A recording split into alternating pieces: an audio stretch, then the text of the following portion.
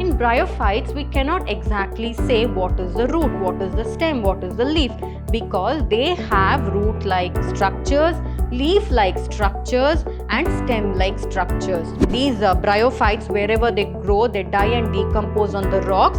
Therefore, they help in the growth of other plants as well. And this is very, very important for the ecologists to study and understand about the ecology of the earth. It's neither the sporophytic stage nor the gametophytic stage, because both of this comes under the leafy stage itself.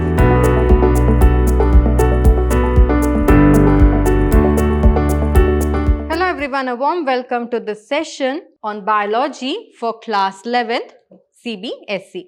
I'm Dr. Divya, biology faculty with the Ashram School of Excellence, Mysore. So in today's session, let us learn a small topic, bryophytes, under the chapter 3, that is plant kingdom. So we'll understand what bryophytes is, its reproductive structures, its life cycle and its general characteristics, and then we'll move on to learning about some of the MCQs under this particular topic, bryophytes. So talking about bryophytes, so bryophytes are called as the amphibians of the plant kingdom. This is very important because it usually appears in the exam either for 1 mark question, that is one word answers, or in the form of an MCQ or multiple choice question. So bryophytes, they are the amphibians of the plant kingdom. So you know that amphibians are nothing but those organisms that are capable of living both in water as well as on land. So similarly, bryophytes, though they live on land or they are a terrestrial organism or a terrestrial plant, for the fertilization process, that is when they release their zoospores, the zoospores need water to move to the female gametophyte and fertilize the egg in the female gametophyte. So for that, water is needed. So to complete its life cycle, bryophyte needs water, though it is a terrestrial or a land plant. So that is why it is called as amphibians of the plant kingdom. So under bryophytes, there are two important classes, mosses and liverworts. So we'll study about the habitat of bryophytes in general and then move on to knowing about the general characteristics of mosses and liverworts. So talking about the habit or habitat, that is where they are found or where they live.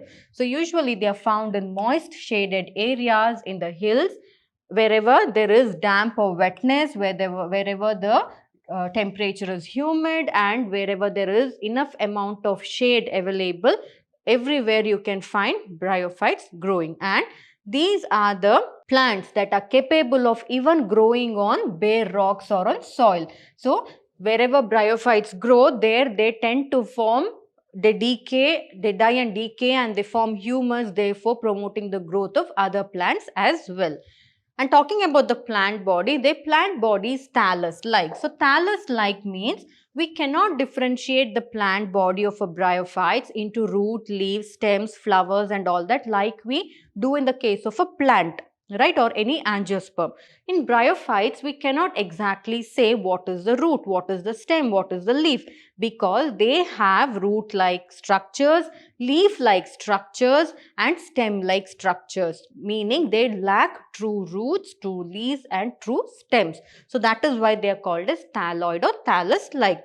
And talking about how they grow, they can be prostrate. So prostrate means, example, Marchantia. Marchantia is prostrate, wherein it grows completely oppressed or close to the ground, just like grass, right? So very close to the ground, completely oppressed to the soil. So that is prostrate.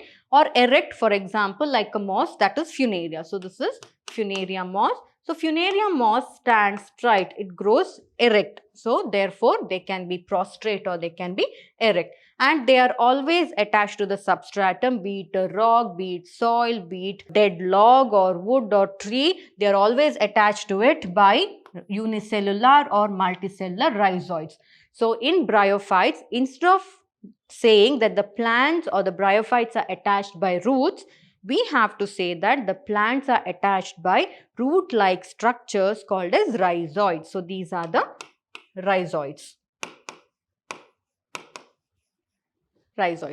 So next, as I told you, they don't have a true root, a stem or leaf. That is why they are called as thallus or thallus-like.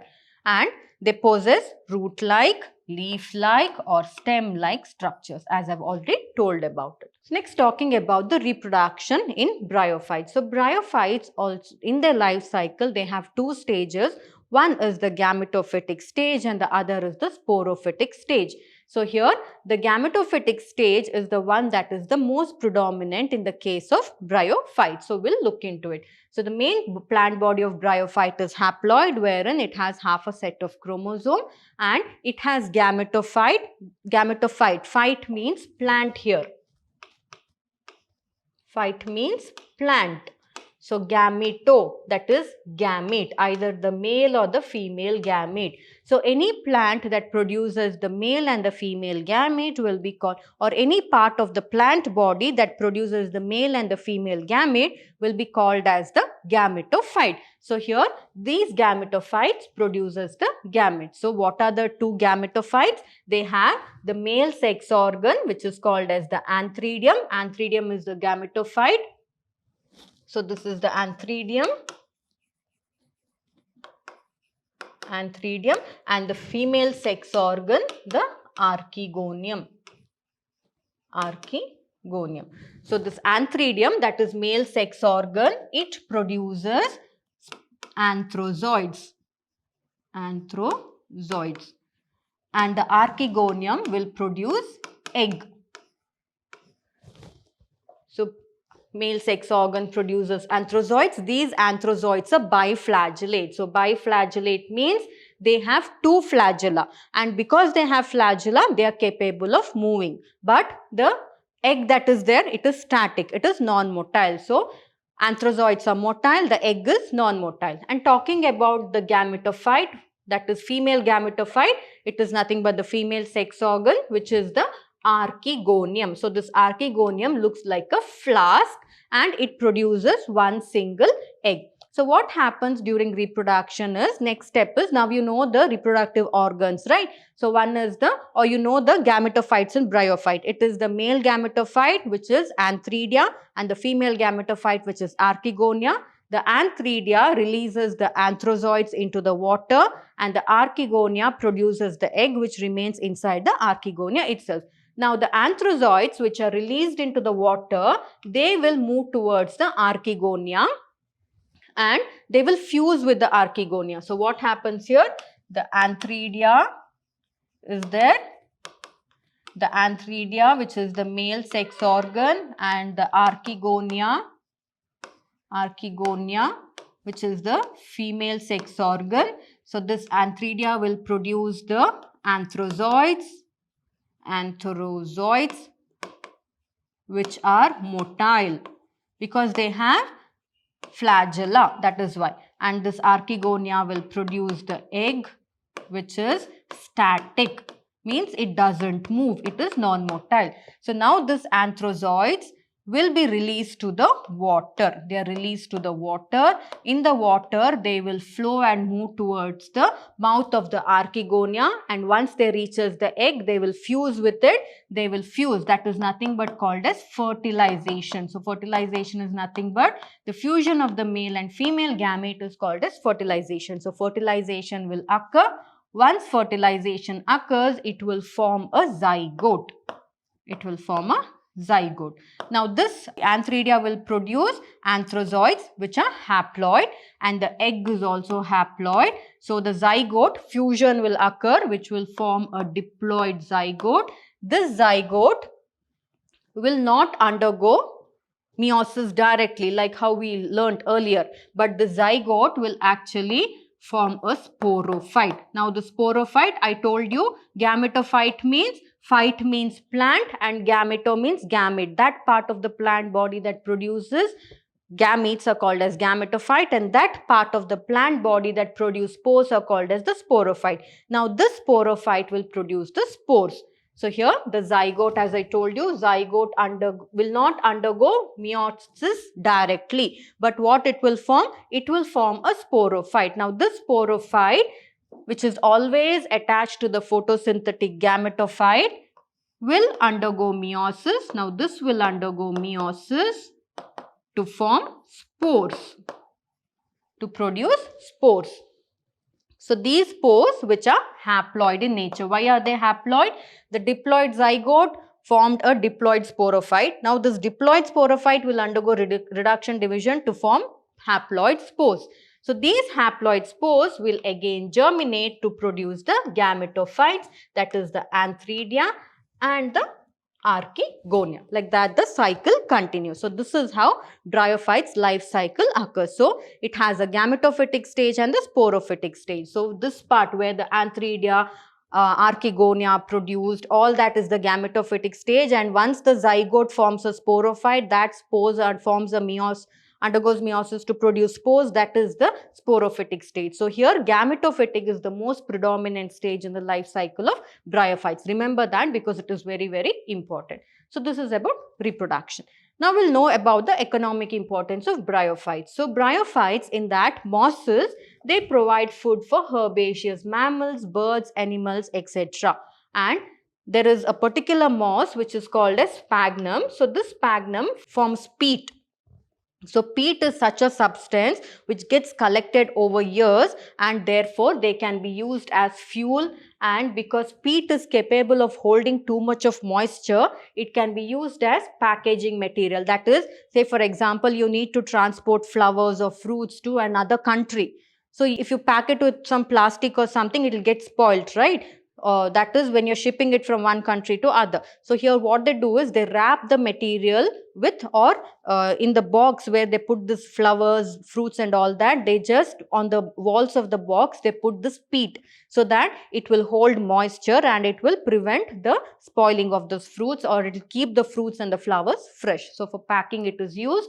And these bryophytes, wherever they grow, they die and decompose on the rocks. Therefore, they help in the growth of other plants as well. And this is very, very important for the ecologists to study and understand about the ecology of the earth. And also, they reduce the impact of falling rain and prevent soil erosion, because they form thick mats wherever they grow. They'll hold or bind the soil together, therefore preventing soil erosion when there is heavy flow of water or heavy rain. These are the economic importance. Now talking about the classes of bryophytes. So bryophytes are of two classes, liverworts and mosses. So as I told you, mosses, they form thick mats. Can you see here, wherever this moss is there, you can find lichen also growing. Other angiosperms also will grow well wherever mosses are there. One is because of availability of nutrition and availability of moisture. And these are liverworts. Best example is Marchantia. So let's study about their characteristics one by one. So talking about liverworts, same thing, habitat, everything is same, because they also grow in shady habitat such as banks of streams, and wherever the ground is moist or marshy, wherever it is damp soil is there, wherever there is wet barks of trees, and deep in the woods. Every time deep in the woods is always wet, right? Because sunlight doesn't fall much there. So there and all we can find this liverworts growing.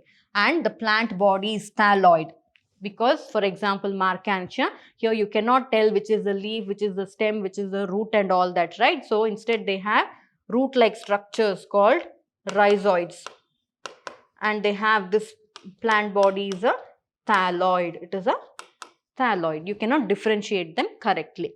And the thallus, it is dorsiventral, meaning the upper surface and the lower surface of the thallus is one and the same to look, and they are found growing appressed to the substrate. So if they are growing anywhere, they are found. So if you can see here in the previous picture I have shown you, they are appressed, right? See, the entire body is growing continuously on the ground, appressed or binding to the ground. So that is how they grow. And next, talking about the leafy members, some of the leafy members like we have Selaginella and all that, they have small tiny leaf-like structures in them. But Marchantia doesn't have tiny leaf-like structure, but Selaginella has small leaf-like structures. And talking about the reproduction, it can be asexual, it can be sexual. So asexual is a vegetative form of reproduction, is also a form of asexual reproduction. So it can be by fragmentation, wherein small fragments it will break into, and each fragment will develop into a new thalloid or a plant body, and they can produce gemmae. So can you see here, these are gemma cups. So these gemma cups can detach from the thalloid or the plant body and develop and germinate and develop into a new bryophyte or new Marchantia. So what are gemma? So gemma, they are green multicellular asexual buds which develop in small pockets or receptacles called as gemma cups, which is located on the thalli. So all these are gemma. You can see the picture, all these are gemma. They are cup-like structures, and these gemma, as I told you, they detach from the body, from the parent body, they detach, they germinate, and they will form new individuals. So that is how they grow. So this is a asexual method of reproduction because here gametes are not involved, right? So it is a asexual method. Next, talking about the sexual reproduction. So sexual reproduction here, male and female sex organs are produced. I've already told you previously, male sex organ is the antheridia, female sex organ is the archegonia. So you can see here antheridia. So this is the male, right? Antheridia is produced. So you can see here antheridia. This is the antheridia and archegonia, this part, this one, all this is archegonia. It is archegonia. So antheridia can be produced, archegonia is produced. So antheridia, what it will do? It will release anthrozoids. Anthrozoids, same thing, anthrozoids, this will produce the egg. Now, both will fertilize, egg and anthrozoid, they will form zygote. Again, zygote which is diploid will it undergo meiosis and form spores? No. In the case of bryophyte, zygote will develop into a sporophyte. That sporophyte will undergo meiosis and it will produce haploid spores. These haploid spores will again germinate to form the gametophyte, that is the antheridia and the archegonia. So that is how it functions. So this is about the sexual reproduction. Next in mosses, this was about liverworts. Now moving on to the second class of bryophytes, that is mosses. In mosses, they also have the gametophytic stage and the sporophytic stage. So in gametophytic stage, again mosses exhibit two stages of development in the life cycle. One is the protonema stage and the second one is the leafy stage. In protonema stage, the spore, the sporophyte, I told you, it undergoes meiosis to produce spores, right? Those spores will directly develop into a protonema, which is nothing but a creeping green branched filamentous structure. And after that, after the protonema stage, that creepy green branch filamental structure will develop a lateral bud, which is a secondary protonema, meaning it enters into the leafy stage. It will develop a secondary protonema, and this protonema or leafy stage will be upright. It is very thin, slender, and it has spirally arranged leaves around it, and they are attached to the soil through the multicellular and branched rhizoids, and this stage bears the sex organ. So the antheridia and archegonia is present in the leafy stage. And talking about the reproduction, here also it can be vegetative or asexual method or sexual method. So vegetative, it is by fragmentation and budding. So budding means it will form secondary protonema, which are nothing but small buds. Those buds, they detach and they form into new organisms. So secondary protonema. Next is sexual stage, wherein the sex organs, that is antheridia and archegonia, will be produced at the apex of the leafy shoot. So in which stage they are formed? In the leafy stage, right? So budding and all that, vegetative reproduction occurs in the protonema stage, sexual reproduction occurs in the leafy stage. You have to remember that. And after fertilization, same thing, zygote will form. That zygote will develop into a sporophyte. The sporophyte is nothing but it is made up of foot, seta and capsule. Now in the capsule, what is there? It will have spores. So those spores, sporophyte will undergo, or the capsule will undergo meiosis to release the spores. That spores will be haploid and the spores will get dispersed, and wherever it falls, it will germinate during the availability of moisture. It will germinate and it develop into a new thalloid or a plant body. So this is how reproduction occurs in mosses. Next, talking about some of the common examples of mosses. So common example for liverwort is Marchantia. For mosses, it is Funaria, Polytrichum and Sphagnum. So we have Funaria here, Polytrichum, Trichum and Sphagnum. So these are some of the examples of mosses. Now you know the topic, you know the general characteristics of bryophytes and how the reproduction occurs and all that. We shall look into some of the MCQs. So first one, dash are also called amphibians of the plant kingdom. It is bryophytes. So bryophytes are called the amphibians of the plant kingdom. Next, dash is the male sex organ in bryophyte. Anthridium, Archegonium, Oogonium, Sporangium.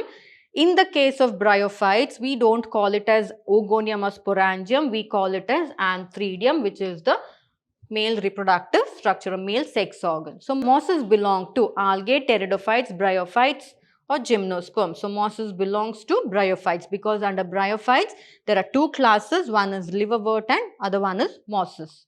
Next, dash is a liverwort. Is it Marchantia, Funaria, Polytrichum or Sphagnum? No, it is Marchantia because Marchantia is an example for liverwort. They come under liverworts.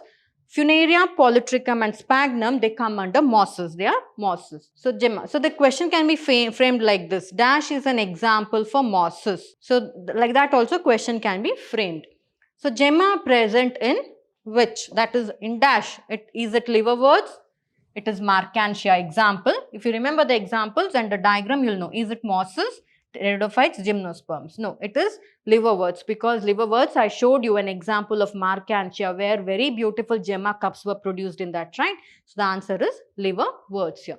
So the creeping green filamentous stage in mosses, it is the protonema stage. Why? Because in protonema stage, I told you, here buds are formed in the leaf, like that is in the creeping green filamentous stage and all that, the buds will be formed and they will germinate. All that we have studied. But in the leafy stage, it is wherein the male and the female gametophytes develop there. So therefore, it's not the leafy stage, it is the protonema stage. It's neither the sporophytic stage nor the gametophytic stage because both of this comes under the leafy stage itself.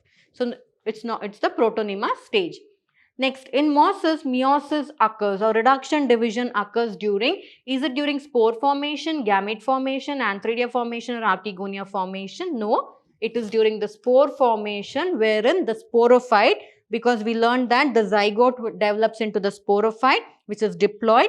That sporophyte will undergo meiosis or reduction division to produce haploid spores, right? So therefore, in mosses, meiosis occurs during spore formation or the formation of spores. Next, the bryophytes are attached to the substratum by, is it seta, roots? It's not seta.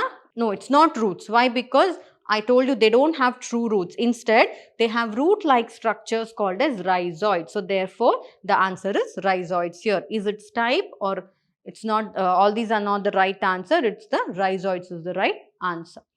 Which of the following is not an asexual mode in bryophytes? Budding. Understand the question. Not an asexual mode. So read the question properly whenever you answer in your exam also. Not an asexual mode. Is it budding?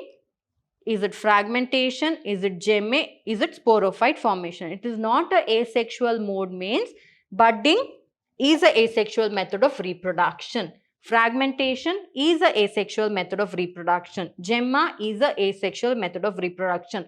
But can I mark these? No. Why? Because what is the question? It is not an asexual method of reproduction. So therefore, these answers are wrong. The right answer here is sporophyte formation. So here the question 9th one, which of the following is not an asexual mode in bryophytes? What is the question? Not an asexual mode. So budding is an asexual mode of reproduction.